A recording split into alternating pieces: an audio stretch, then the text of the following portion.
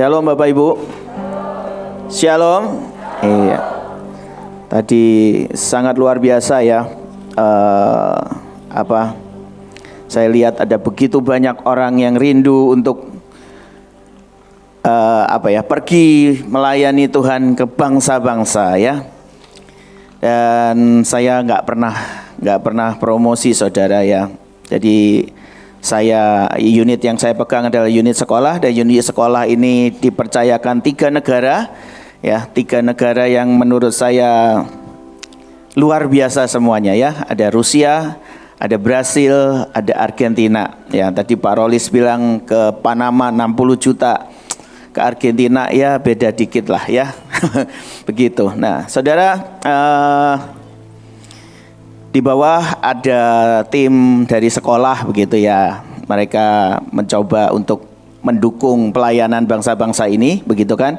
Jadi nanti saudara kalau pulang, kalau saudara mau ikut terlibat, mungkin cuman punya 10.000, 20.000, 1 juta, 5 juta, 50 juta, terserah lah ya. Gitu ya. Ada amplop yang dijual, ada produk makanan juga, ada ayam ketumbar begitu, itu siap dimasak ya. Siap dimasak dan dinikmati. Oke. Tapi poinnya bukan jualannya ya. Tadi saya dikasih tahu gimana caranya bisa ke bangsa-bangsa kalau jualannya kayak gini. Saya mau jualan pesawat terbang, bingung parkirnya di mana masalahnya. Oke. Siapa yang siap menerima firman Tuhan? Wah, haleluya. Masih ada yang tidak angkat tangan. Maaf Bu, bukan Ibu yang di belakang. Saya nggak berani Bu kalau Ibu. Oke, judulnya. Saya mikirin judulnya ini aja 2 hari saudara. Saya sempat ganti-ganti ya kan, kok kata-katanya kayak nggak pas dan segala macam ya. Terlibat atau terlewat? Seberapa banyak saudara yang mau terlewat? Ada? Terlewat berkat, terlewat pemulihan, terlewat apalah ya. Terlewat kesempatan juga ke bangsa-bangsa misalnya gitu. Ada yang mau? Nggak mau. Semuanya mau terlibat? Amin. Amin. Nah, saya berharap seperti ini Bapak Ibu ya.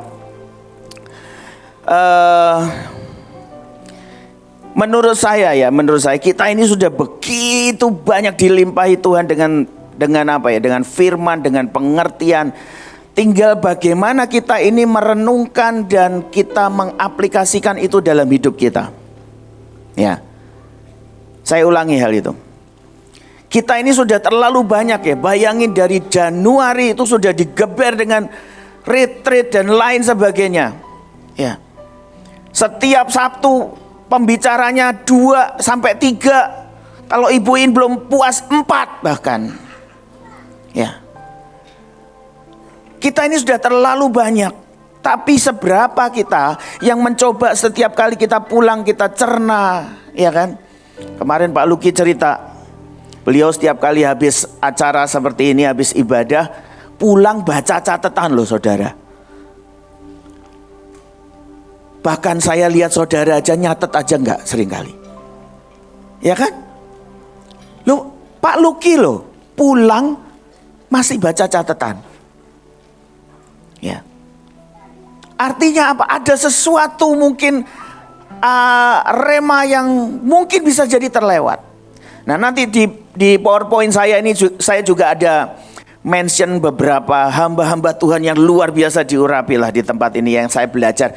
Yang itu saya kutip juga dari catatan saya. Ya.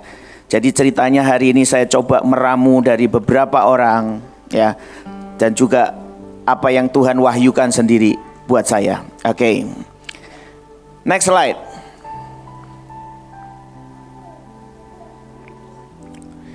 Ya, di situ ada tulisannya Pastor Joshua Christian ya. Dia menyampaikan tentang 70 anak Gideon ya. Ini judulnya saya belum ganti. Kemarin saya pakai terlibas begitu ya. Harusnya terlewat. Nah, saudara, 70 anak Gideon ini, kalau saya mau jelaskan ke saudara, itu ayatnya di Hakim-Hakim 9 ayat 5. Katakan demikian, ia pergi ke rumah ayahnya di Ofra, lalu membunuh saudara-saudaranya, anak-anak Yerubbaal 70 orang di atas satu batu. Tetapi Yotam anak bungsu Yerubbaal tinggal hidup karena ia menyembunyikan diri. Hidup tapi juga menyembunyikan diri. Ya. Saya waktu Pak Joshua menyampaikan tentang hal ini, pulang saya coba merenungkan begitu ya.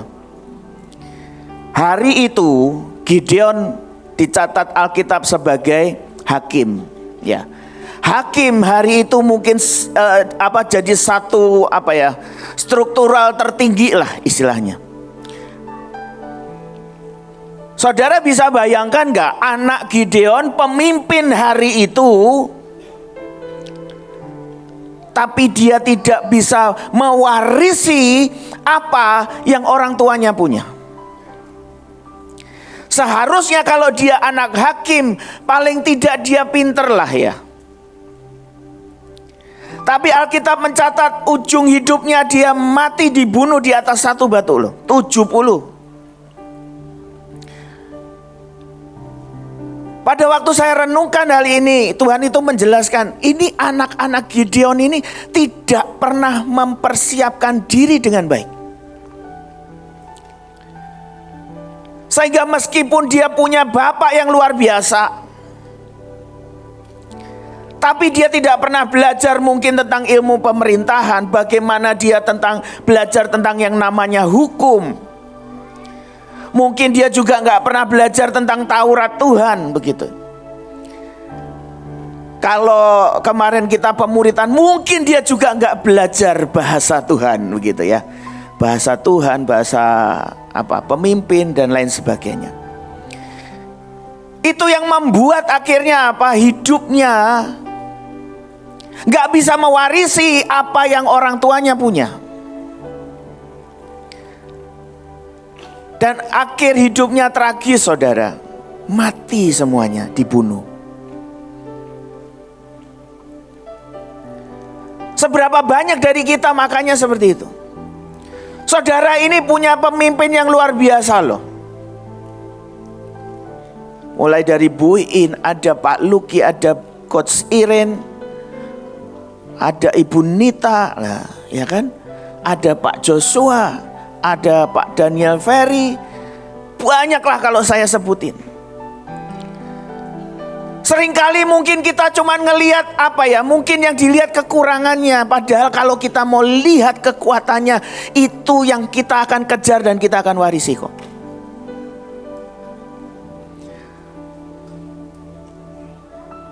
Seberapa banyak saudara cuman pengen, ya aku pengen terkenal nih, aku pengen ini. Tapi saudara nggak pernah ngerti apa yang semestinya saudara harus tangkap, saudara pelajari, yaitu perjalanan hidupnya dengan Tuhan sampai dia bisa jadi seperti itu.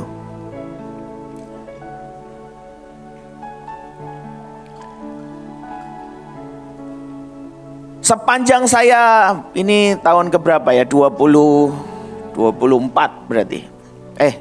Sekarang 22 tahun saya melayani di Mahanaim ya.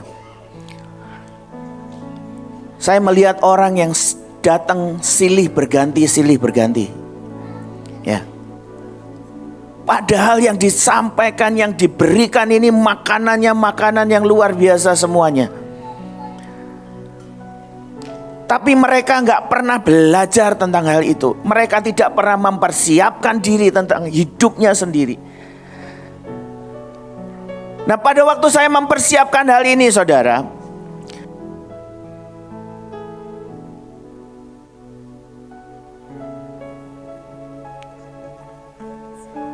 cek, ya. Saudara mungkin minggu-minggu ini seringkali mendengar tentang tanah, pohon, dan ukiran jiwa. Benar ya? Benar? Padahal kalau kita mau tengok ke belakang, itu sudah berkali-kali loh. Berkali-kali diajarkan, berkali-kali diberesin. Benar ya? Benar ya? Nah, tapi saya nggak tahu kenapa kali ini, kalau yang dulu-dulu kayak, ya sudahlah, diurusin, didoain, dicabut-cabut, nggak kecabut, ya sudah, begitu loh. Itu saya ya. Tapi buat saya begini, Saya ngelihat ini sebuah momentum, ini sebuah waktu yang seakan-akan mungkin ke depan gak akan diulang lagi. Ya, itu makanya pilihannya saudara terlibat atau terlewat atau terlibas tadi. Tuhan menjanjikan sesuatu yang luar biasa, tapi kita tidak pernah mengerjakan itu dengan sungguh-sungguh dalam hidup kita. Saudara boleh ditanya lah ya gitu. Saya nggak pernah yang seperti ini. Berurusan dengan tanah, pohon dan ukiran jiwa saya. Saya sampai kemarin hari Minggu loh, libur-libur saya berdoa sama Bu Nita itu. Ini tadi boleh ditanya lah. Dulu saya nggak pernah kan, nggak pernah minta didoain seperti itu. Karena saya merasa harus ada sesuatu yang saya siapkan dalam hidup saya. Karena kalau enggak kita akan terus terikat, kita enggak akan pernah bisa bergerak, kita enggak akan pernah bisa masuk ke dalam semua yang glorious yang Tuhan janjikan. Saudara cicipi sedikit mungkin, tapi yang glorious ini loh enggak pernah. Dan nanti seperti yang Pak Joshua ngomong, ngelihat temennya dipromosi, dapat semua janji Tuhan, sakit. Ya kan? Nanti dia dipromosi sakit juga. Bingung gitu loh. Kenapa? Karena semestinya gak pernah disiapin yang di dalam. Ya. Karena hari ini yang khotbah 2, jadi saya agak sedikit cepat ya. Karena gak tahu kenapa slide-nya kali ini saya banyak. Next slide coba, terlibat. Ya. Pada waktu saya dengerin khotbah tentang 70 anak Gideon ini, saya teringat dengan 70 murid Tuhan Yesus, ya kan? Loh saudara, saya bayangin begini loh saudara ya. Mungkin saudara ini ada di tempat ini hari ini, ya. Mungkin ada saudara yang diajakin teman, benar ya? Ada? Loh nggak ada. Yang dapat mimpi semua dari Tuhan terus tiba-tiba datang ke sini gitu ya? Oh enggak. Saya pikir ajaib semua begitu loh. Ada yang mungkin diajakin teman, ya kan? Ada yang mungkin ketemu sama siapalah salah satu pemimpin pas pelayanan di gerejanya. Oh ya bagus pengajarannya bagus. Datang ke sini. Ya. Saya ngebayangin 70 murid Tuhan Yesus ini rekrutnya nggak jelas loh, nggak dijelasin dalam Alkitab. Beda dengan 12 murid. Ya. Perekrutannya mereka enggak dijelasin di Alkitab. Kalau 12 murid dijelasin, Tuhan Yesus jalan ketemu siapa? Ayo ikut aku, ayo ikut aku. Nah, pada waktu saya baca ini, ya, di Lukas 10 ayat 1 dikatakan kemudian daripada itu Tuhan menunjuk 70 murid yang lain lalu mengutus mereka berdua-dua mendahuluinya ke setiap kota dan tempat yang hendak dikunjunginya. Saya cuma ngebayangin begini, Tuhan Yesus ngajar, mungkin ngumpul 50, 100, 150 orang. Ini ada orang-orang yang dengar dan dia suka dengan pengajarannya Tuhan Yesus, atau mungkin hatinya tersentuh, hidupnya dipulihkan, akhirnya dia ikut. Dia ikut lagi. Tuhan Yesus ngajar di mana dia ikut lagi. Sampai akhirnya di situ dikatakan Tuhan Yesus mengajar pada orang banyak, multitude, Alkitab ngomong gitu. 70 orang ini mungkin dari seperti itu. Yang backgroundnya apa, pekerjaannya apa enggak jelas. Tapi mereka, menurut saya, mereka mempersiapkan diri dengan baik. Pada waktu mereka diutus berdua, mereka lakukan itu.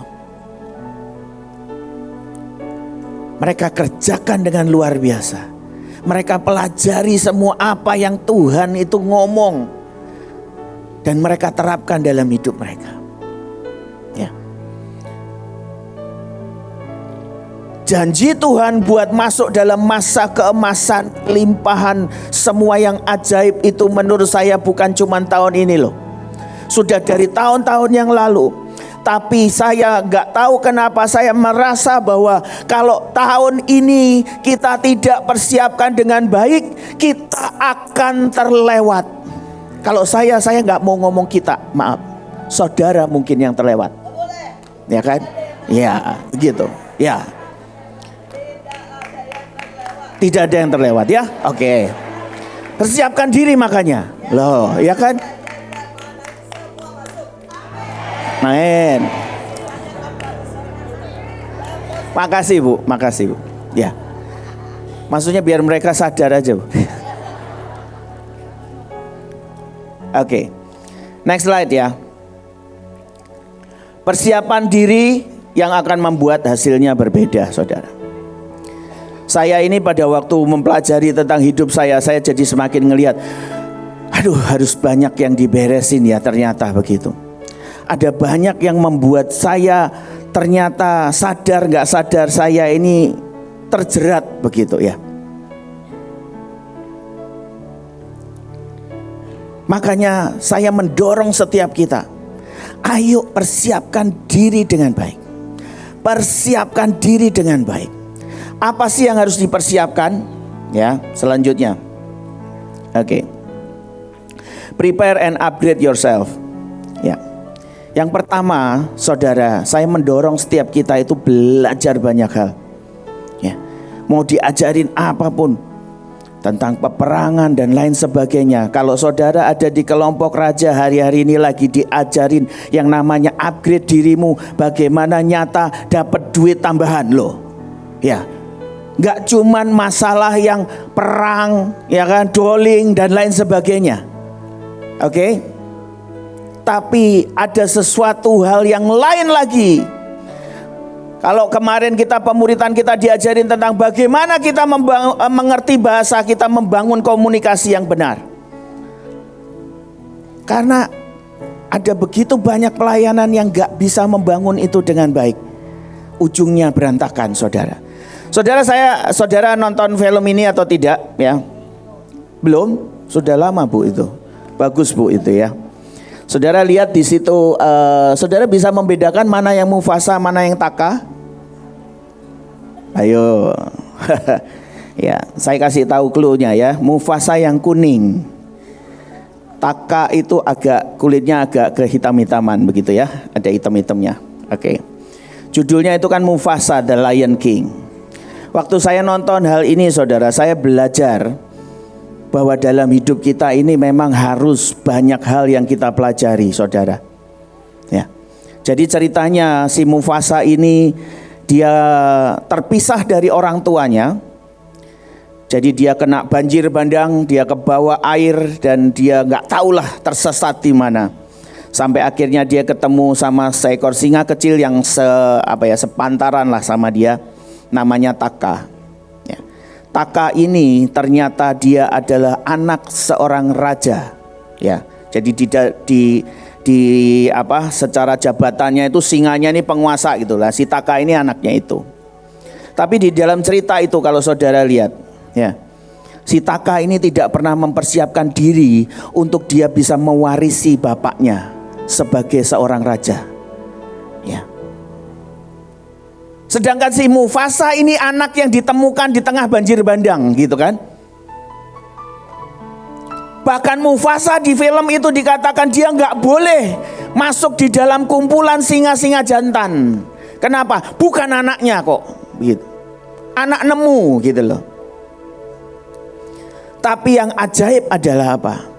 Justru Mufasa ini yang akhirnya bisa menyelamatkan seluruh singa-singa itu. Karena dia belajar banyak hal. Saudara, ternyata di dalam dunia persingaan, ya, persingaan. Yang jago berburu itu adalah perempuan. Singa betina, ya. Di film itu digambarkan si bapaknya Taka ini, dia ngomong gini, "Aku kan raja. Aku kerjaannya cuma tidur di siang hari." Tidur, saudara. Dan itu semua singa jantan tidur semuanya. Sedangkan si Mufasa ini, dia ketemu dengan ibunya si Taka yang notabene bukan ibunya dia. Tapi lewat si singa betina ini dia diajari bagaimana caranya dia mencium setiap mangsa yang harus ditangkap. Dia bisa mencium sampai kejauhan sekian kilo kalau ada musuh, ya. Singa itu jangan dipikir nggak punya musuh, musuhnya ada, ya. Ada hiena itu, ya. Ya, dia bisa mencium setiap bahaya itu. Waktu saya nonton ini Tuhan ngomong, kamu gak belajar banyak hal, kamu akan terlewat. Ya. Persiapkan dirimu. Saudara kalau lihat di next slide, nah itu kelihatan ya kenapa saya bisa membedakan kuning dan hitam. Ya, itu bapaknya Taka yang rambutnya coklat tuanya banyak, ya kan? Itu bapaknya Mufasa, itu yang sebelah mana? Sebelah kiri berarti ya, begitu. Nah. Sampai akhirnya itu ceritanya. Jadi kalau saudara pernah nonton film yang Simba, nah ini bapaknya Simba gitu. Nggak tahu nanti mau dibikin film bapaknya lagi ya, nggak tahu saya. Ya pokoknya itu turun temurunnya seperti itulah ya, begitu. Nah, Mufasa sendiri itu ya di dalam bahasa Swahili itu artinya adalah raja atau penguasa. Walaupun hari itu dia dibilang ini anak nemu loh. Nggak bisa masuk di dalam kalangan singa-singa jantan. Tapi karena dia mempersiapkan dirinya dengan baik, akhirnya dia tetap jadi seorang pemimpin. Dia yang memimpin kelompok singa-singa ini sampai akhirnya di film itu dia diceritakan dia kembali lagi ke tanah kelahirannya dan di situ dia jadi penguasa lagi di sana. Belajar saudara, upgrade dirimu. Ya. Saya juga bertekadkan begini, iya ya ini ada satu kesempatan lagi pergi ke bangsa-bangsa. Kalau selama ini saya ke bangsa-bangsa cuman sampai levelnya di sini aja begitu kan. Nah, saya lagi berdoa Tuhan, ini apa yang saya harus tingkatkan lagi untuk itu.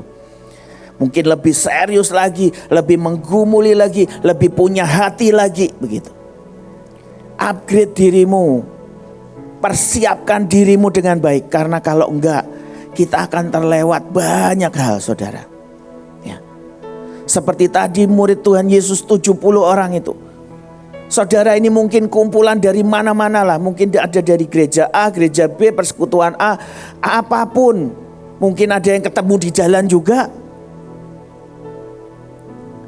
Persiapkan dirimu semuanya. Persiapkan dirimu.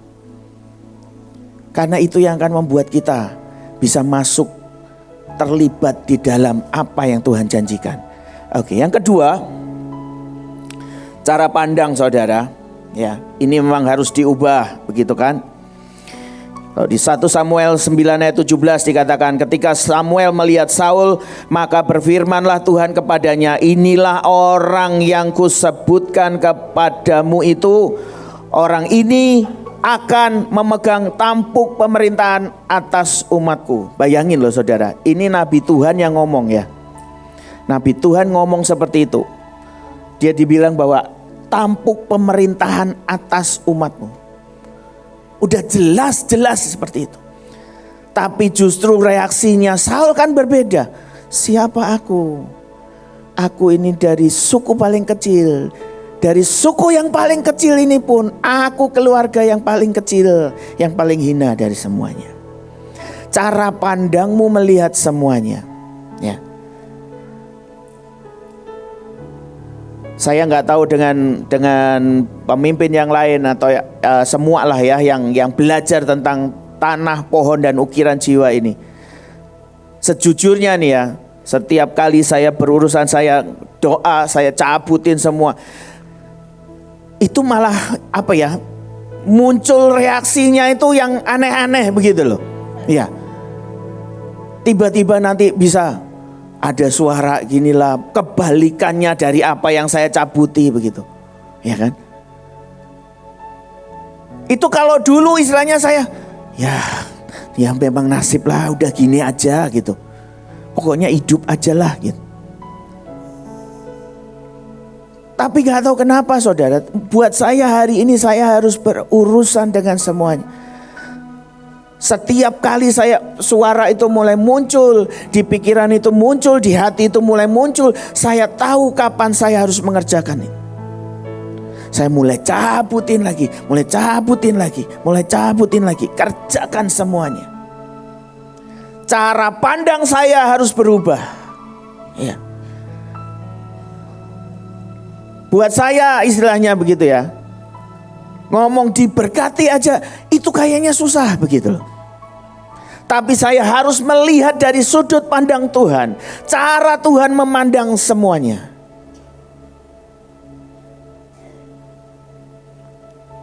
Kalau di dalam keluarga itu kan yang namanya anak sulung itu tetap laki-laki walaupun dia anak kedua. Saya sampai nanya sama ibu, "Bu, beneran gak sih Bu? Hak kesulungan tuh di saya loh." Bayangin saudara. Saya tetap ngelihat itu hak kesulungan saya dicuri sama kakak saya. Diambil. Saya sampai mau datengin, please kembalikan. Lepasinlah, relain aja lah jatahku itu. Begitu. Nah, tapi bukan masalah itunya. Yang pertama yang kita harus kerjakan dan upgrade diri kita. Cara kita mandang itu loh. Cara kita ngelihat diri kita. Ya.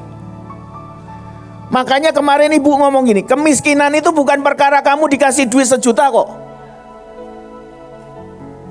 Kamu dikasih duit 100 juta pun kamu tetap bisa merasa miskin. 100 juta loh saudara. Tapi kemiskinan itu bicara cara pandangmu melihat Tuhan dan juga melihat dirimu sendiri. Ngerti ya? Beda dengan Daud, ya kan? Cara pandang Daud yang berbeda. Next slide. 1 Samuel 17 ayat 26. Lalu berkatalah Daud kepada orang-orang yang berdiri di dekatnya, apakah yang akan dilakukan kepada orang yang mengalahkan orang Filistin itu dan yang menghindarkan cemooh dari Israel? Siapakah orang Filistin yang tak bersunat ini sampai ia berani mencemoohkan barisan daripada Allah yang hidup? Ya, kalau saya mau gambarin, hari itu mungkin Daud berdiri di depan begitu banyak orang Israel. Ini orang Israel lagi ketakutan semuanya loh. Tapi dia tidak bisa tidak melihat hal itu. Hidungnya tidak mencium sebuah bau ketakutan. Yang dia lihat adalah harusnya kamu bisa melihat kita ini barisan Allah yang hidup kok. Siapa itu gitu loh. Siapa mereka? Waktu kita terima Rusia, Brasil dan Argentina, sejujurnya saya juga gentar saudara. Itu kalkulatornya langsung nyala di sini. Tek tek tek tek tek tek tek. Waduh, sekian ya gitu. Harus bawa sekian orang, harus biayain gini gitu kan. Tapi saya belajar untuk enggak. Ayo, saya mau ubah cara pandang saya. Saya mau ubah bagaimana saya melihat semua hal yang Tuhan percayakan dan hadapkan dalam hidup saya. Ya. Saya berharap kita bisa belajar tentang hal ini. Mungkin hari-hari ini engkau sedang ngalamin sesuatu. Atau mungkin engkau pernah dinubuatkan sesuatu oleh seseorang, pernah didoakan sesuatu oleh seseorang. Sedangkan sampai hari ini engkau mungkin bergumul untuk bisa melihat hal itu. Beresi saudara, beresi. Karena kalau enggak, kita enggak akan pernah bisa masuk kepada apa yang Tuhan janjikan. Yang ketiga saudara, cara kita hidup. 2 Korintus 10 ayat 3-4. Memang kami masih hidup di dunia, tetapi kami tidak berjuang secara dunia. Karena senjata kami dalam perjuangan bukanlah senjata duniawi, melainkan senjata yang diperlengkapi dengan kuasa Allah yang sanggup untuk meruntuhkan benteng-benteng. Ya. Di situ saya kasih note di bawahnya. Serius bereskan tanah, pohon, dan ukiran jiwamu. Ya. Kemarin habis pemuritan kita pulang jam 7:30, ya kan. Sampai rumah saya cerita sama istri saya bilang gini, saya nggak buka cerita di dalamnya gitu kan, karena ini kelompok laki-laki begitu ya.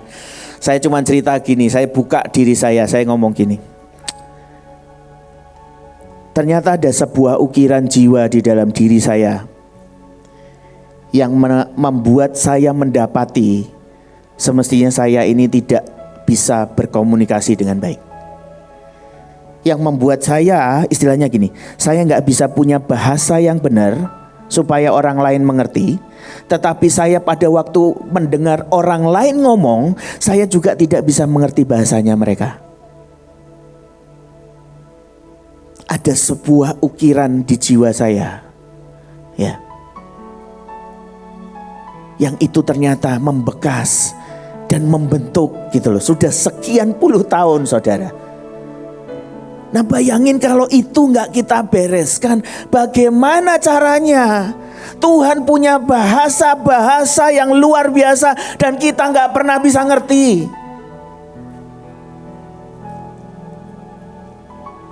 Tuhan ngomong tentang berkat, kita pikir itu beban. Tuhan bicara tentang sebuah tanggung jawab, itu sekali lagi kita bacanya, kita dengarnya tugas lagi. Gak bisa, saudara. Harus benar-benar kita beresi tanah kita, pohon-pohon keturunan kita. Dan setiap ukiran-ukiran jiwa itu bicara tentang mungkin ada nilai-nilai yang ditanamkan dari sejak kecil dan ternyata itu salah, begitu loh, saudara.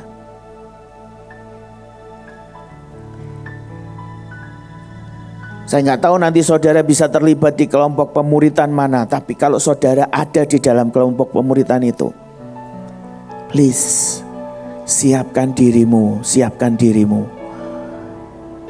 Supaya kita bisa sama-sama, ya. Sepakat ya, sama-sama ya. Sepakat? Sepakatnya nggak sampai ujung belakang. Sepakat? Kita semua mau masuk dalam semua rencana Tuhan yang glorious itu. Amin ya.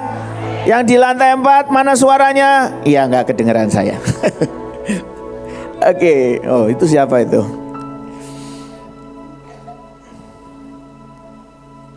Oke. 1 Petrus 1 ayat 18 sampai 19. Sebab kamu tahu bahwa kamu telah ditebus dari cara hidupmu yang sia-sia yang kamu warisi dari nenek moyangmu itu. Bukan dengan barang yang fana, bukan pula dengan perak atau emas, melainkan dengan darah yang mahal, yaitu darah Kristus yang sama seperti darah anak domba yang tak bernoda dan tak bercacat. Ingat saudara, hidup kita ini sudah ditebus oleh Tuhan. Amin. Jadi setiap kali hal itu muncul dalam hidupmu, mulai beresi, mulai perkatakan, hidupku sudah ditebus oleh Tuhan. Bukan dengan emas, bukan dengan barang fana, tapi dengan darahnya sendiri yang tercurah. Amin. Oke. Yang keempat, saudara, cara kerja atau cara melayani. Ya. Bilangan 11 ayat 17. Maka aku akan turun dan berbicara dengan engkau di sana, lalu sebagian roh yang hingga padamu itu akan kuambil dan kutaruh atas mereka, maka mereka bersama-sama dengan engkau akan memikul tanggung jawab atas bangsa itu. Jadi tidak usah lagi engkau seorang diri memikulnya. Ya, saya highlight kata tanggung jawab, saudara. Kemarin saya sempat pemuritan dengan beberapa orang. Enggak tahu kenapa ada satu kata itu yang muncul dan menurut saya harus mengajarkan ke orang-orang yang saya muridkan lah, istilahnya begitu. Saya bilang begini, boleh enggak dibedakan antara yang namanya tugas dan tanggung jawab? Ya, mungkin mereka bingung, apa bedanya Pak tugas dan tanggung jawab? Saya bilang beda. Menurut saya kalau engkau melihat itu sebagai sebuah tanggung jawab, ya, itu ada sebuah understanding di dalamnya, ada sebuah pengertian di dalamnya. Karena kalau engkau melihat tugas itu seringkali cuman sebagai beban. Ya. Cara kita melayani harus seperti itu. Cara kita berhubungan satu dengan yang lain juga seperti itu. Kalau kita melihat sebagai tugas akan seperti ini. Ya, gimana sih? Ini acara retreat aku lagi yang ngerjain. Nanti acara 22 Maret di ICE aku lagi yang ngerjain, begitu kan. Yang kena omel juga aku lagi nanti, begitu kan. Tapi kalau engkau melihat itu sebagai sebuah tanggung jawab, engkau bisa melihat, oh iya ya, 22 Maret ini Tuhan ingin melimpahkan extravagant love buat setiap umatnya. Aku punya andil besar untuk membuat semua yang dari surga itu tersalur buat setiap umatnya. Beda gak kira-kira? Beda dong, ya. Kalau tugas saudara nanti berangkat juga, ya ini kan saya kasih gambaran paling gampang lah ya.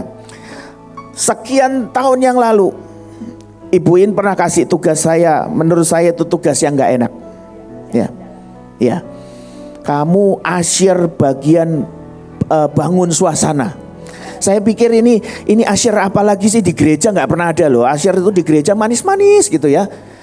Rapi-rapi pakai jas, pakai dasi gitu. Ini disuruh di jalan-jalan saudara sampai ke ujung-ujung. Saya ngecekin asyir hari itu ya, saya harus naik motor keliling-keliling. Nggak sadar tuh besoknya baru kelihatan gosong semuanya badan saya. Ya. Saya ingat hari itu, Ibu In umumkan di sini, saudara yang mau terlibat acara di hari itu disebut passion, boleh mendaftar bagian ini ke sini, bagian ini ke sini, dan disebuti bagian asyir ke Pak Sugi. Saya ingat hari itu saya kumpul di hall SD, itu terkumpul 60 orang di awal. Ya, 60 jemaat loh ini ya, 60 jemaat. Ya. Nah habis itu saudara, pertemuan kedua tinggal 40, pertemuan ketiga tinggal 30. Kenapa? Saya jelaskan tugasnya nanti di jalan-jalan. Saudara gak akan dengar khotbahnya apa, pujiannya apa, didoain apa, gak tahu. Rontok saudara. Sampai hari H gak ada jemaatnya. Saya harus ambilin dari murid-murid dan guru-guru yang saya punya kok. Loh, saudara bisa ketawa, tapi itu beda tugas dan tanggung jawab. Ya. Saya nggak tahu hari itu pokoknya gini. Ya sudah, pokoknya ini dikasih, saya kerjakan yang terbaik. Ya. Saya briefingin anak-anak, saya bilang pokoknya setiap kali kalian lihat ada bus lewat, kalian senyumi, nggak tahu itu bus apa aja. Katakan shalom, shalom, shalom begitu. Tapi sejarah mencatat loh, sejarah mencatat ya.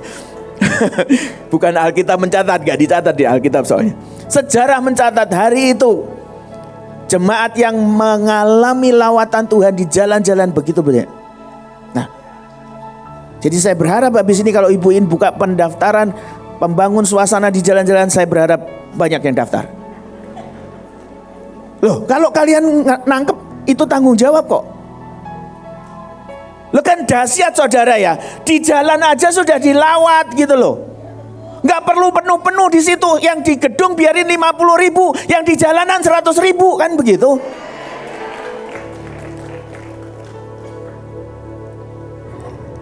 Tuhan mencatat yang bertepuk tangan tadi. Segera daftarkan dirimu ya. Oke. Karena itu akan beda saudara. Saudara kalau misalnya tugas di organisasi pun akan melihat beda kok. Kalau tugas, udahlah kamu aja, udah gak mau aku. Tapi kalau saudara ngerti itu tanggung jawab, saudara mungkin akan jadi orang yang menyodorkan diri. Aku aja yang ambil. Ya. Kalau kemarin saya bilang ke murid-murid saya bilang itu, kalian ini kan dimuridkan untuk mendukung pemimpinmu ya kan. Kalau kalian cuma ngelihat tugas, isinya nanti ujungnya adalah apa? Berantem. Tapi kalau engkau tahu, engkau tanggung jawab, itu akan membuat setiap visi Tuhan itu cepat banget terjadinya. Kenapa? Ya karena dia tahu apa yang dia harus lakukan. Oke? Next. Nah, ini saya kutip dari apa yang Pak Leo sampaikan waktu itu di ARK tentang Sikem, yang artinya shoulder, yang artinya juga tanggung jawab. 4 hal ini kita harus persiapkan, kita harus ubah semuanya. Belajar banyak hal, belajar apa aja, pelajari itu. Yang benar ya, maksudnya jangan yang jahat-jahat dipelajari juga gitu. Ya. Ubah cara pandangmu, ya kan?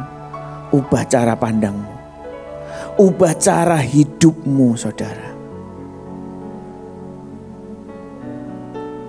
Dan ubah caramu bekerja, caramu melayani. Supaya apa? Supaya kita semua nanti bisa menikmati apa yang Tuhan janjikan. Saya gak mau kalau Tuhan tahun ini menjanjikan ini masa akselerasi percepatan penggenapan janji Tuhan. Ya. Tapi tahun ini malah kita gak bisa nikmatin. Saya gak mau itu, ya kan? Saya gak mau itu. Saya berharap kita sama-sama bisa terima itu. Saya tadi tiba-tiba ya waktu mendoakan orang yang sebegini banyak di depan, saya itu tiba-tiba bisa membayangkan gini.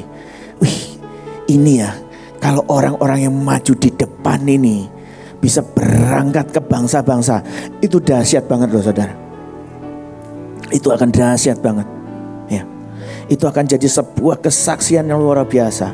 Itu akan jadi semakin banyak negara, ada semakin banyak bangsa-bangsa yang bisa didatengin. Benar gak? Ya. Tapi kita gak akan pernah bisa seperti itu kalau kita gak siapkan, kita gak ubah semuanya dari diri kita. Amin.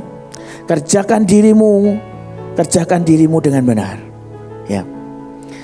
Terakhir saudara, ini tentang cara kita kerja, cara kita melayani, termasuk juga cara kita memandang.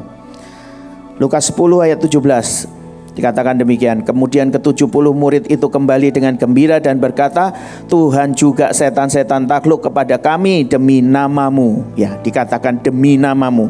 Ya, catatan di bawahnya, bekerja dan melayani demi nama Yesus yang hidup, bukan Yesus yang mati, saudara. Hari itu saya jelaskan seperti ini. Waktu saya baca ayat ini ya, saya itu membayangkan begini. Hari itu murid-murid yang 70 ini kan dikirim berdua-dua ya. Tadi dikatakan seperti itu. Nah dia hari itu berdua-dua kan dia menginjil, dia mendoakan orang ya. Pada waktu dia mendoakan orang kan dia ngomong demi nama Yesus. Hari itu Yesus masih hidup gak? Hari itu Yesus masih hidup gak? Masih dong. Benar ya? Saya bisa ngebayangin ini ada sesuatu yang berbeda ya gitu. Dia sedang membawa sebuah nama yang penuh kuasa, yang pribadinya masih ada. Nah seringkali kita ini gak pernah bisa nikmati semuanya, gak pernah terjadi sesuatu, karena kita tetap menganggap Tuhan yang kita punya itu Tuhan yang kalah, mati di atas kayu salib. Coba bayangin kalau kita melayani seperti murid-murid Tuhan Yesus hari itu. Dia bawa istilahnya. Saudara, saya kasih gambaran lain kan seperti ini ya. Misalnya saudara datang, saudara punya kenalan misalnya seorang jenderal misalnya gitu ya. Tapi jenderalnya ini sudah gak bertugas lagi, ya kan? Kalau saudara datang, aku kenal sama ini, ya mungkin gak akan terlalu banyak perubahan begitu. Tapi kalau saudara datang ke satu tempat, saudara sebutin, ini loh, jenderal ini tahu gak? Ini om saya, begitu loh. Oh siapa itu? Oh ya itu masih menjabat sebagai ini. Beda. Ya. Seringkali kita salah ngelihat itu. Kita cuman melihat Yesus sampai di ujung hidupnya cuman di atas kayu salib. Padahal tidak. Itu cuman sebagai bukti. Itu sebagai sebagai tanda dia membayar, dia membalikkan semuanya. Dan dia ubah semuanya. Dia tetap Tuhan yang hidup kok. Pada waktu engkau mulai bekerja, engkau mulai melayani, engkau berdoa demi nama Tuhan Yesus, engkau tahu Tuhanmu hidup. Amin. Tuhanmu bukan Tuhan yang mati, tapi Dia Tuhan yang hidup. Saya sungguh berdoa, benar-benar kita semuanya mempersiapkan diri kita. Saya sampaikan ini terutama buat diri saya sendiri. Saya gak mau terlewat, tapi saya mau terlibat. Saya gak mau terlibas, tapi saya mau terlibat. Mari kita berdoa, saudara.